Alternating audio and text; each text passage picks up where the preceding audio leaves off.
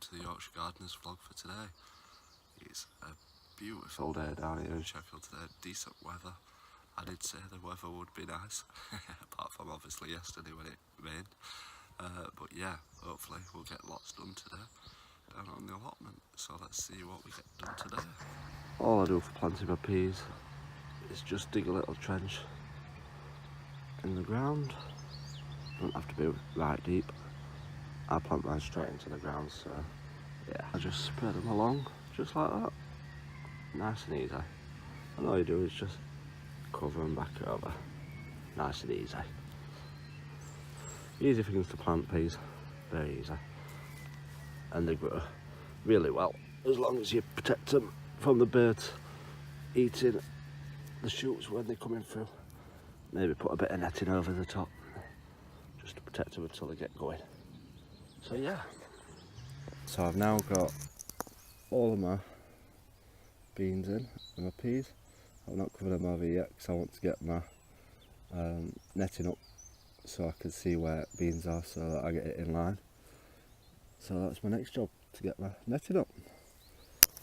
Okay, so that's how I put my frame up for the beans. I use this orange council type plastic stuff that they use. I had a big roll of it, so I'll keep using it. I've got canes in for now, but I'm going to be changing them to stakes, wooden stakes, because they're not strong enough.